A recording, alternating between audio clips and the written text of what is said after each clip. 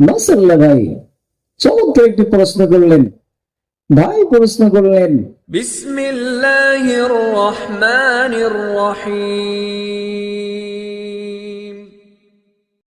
তো ডক্টর জাকির নায়েককে এক ভাই প্রশ্ন করলেন, ডক্টর জাকির, যে সামনে তো রমাদান মাস, এই রমাদান মাসের আমল কি, রমাদান মাসের ফজিলত কি?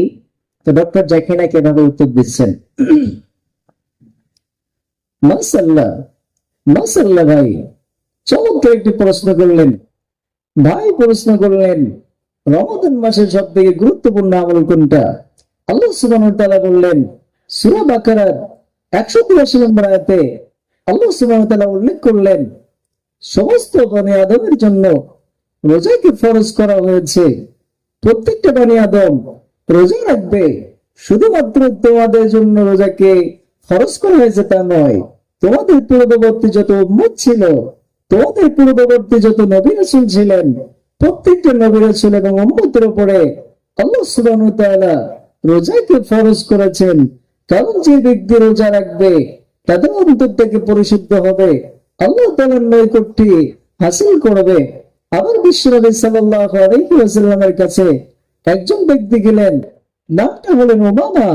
উমামা বললেন, ইয়া রাসূলুল্লাহ, আমি যদি আল্লাহ সুবহানাহু ওয়া তাআলার নৈকট্য অবলম্বন করতে চাই, হাসিল করতে চাই, আমাকে সব থেকে কোন আমলটা করতে হবে? রাসূল সাল্লাল্লাহু আলাইহি ওয়াসাল্লাম বললেন, উমামা, তুমি যদি আল্লাহ সুবহানাহু ওয়া তাআলার নৈকট্য অর্জন করতে চাও তাহলে তুমি রোজা রাখো। কারণ রোজা রাখলে আল্লাহ সুবহানাহু ওয়া তাআলার নৈকট্য হাসিল করা যায়। এমন বিভিন্ন আমলের বিষয় আছে যেগুলো আল্লাহ সুবহানাহু ওয়া তাআলা বলেন প্রত্যেকটা আমল তার লোক দেখানোর জন্য হতে পারে। সে নামাজ পড়তে পারে লোক দেখানোর জন্য, সে হজ করতে পারে লোক দেখানোর জন্য, তাকে সকল মানুষ হাজী বলবে।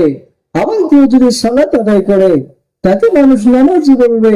বিভিন্ন আমল আছে, কেউ যদি সাদকা করে, কেউ যদি দান করে তাকে দানবীর বলবে। কিন্তু এমন একটা আমল আছে, এটা শুধুমাত্র আল্লাহ সুবহানাহু ওয়া তাআলার জন্য। কেউ যদি আল্লাহ সুবহানাহু ওয়া তাআলার রোজা রাখে, প্রত্যেকটা পুরস্কার আল্লাহ সুবহানাহু ওয়া তাআলা প্রত্যেকটা ইবাদতের জন্য দিবেন। কিন্তু শুধুমাত্র, কেবলমাত্র, একমাত্র ইবাদত আছে যেটা শুধু আল্লাহ তাআলা নিজে হাতে পুরস্কার করবেন, এটা হচ্ছে রোজা।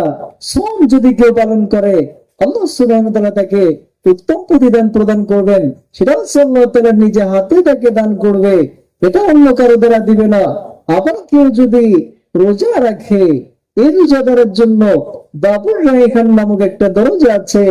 আল্লাহ সুবহানাহু ওয়া তাআলা এই বাবুর রায়হান নামক দরজা দিয়ে শুধুমাত্র রোজাদারকে প্রবেশ করাবেন। রোজার অনেক ফজিলত আছে, অনেক গুরুত্বপূর্ণ আছে। আল্লাহ সুবহানাহু ওয়া তাআলা আমাদেরকে সকলকে বেশি বেশি করে রোজা রাখার তৌফিক দান করুক। পড়েন আমিন।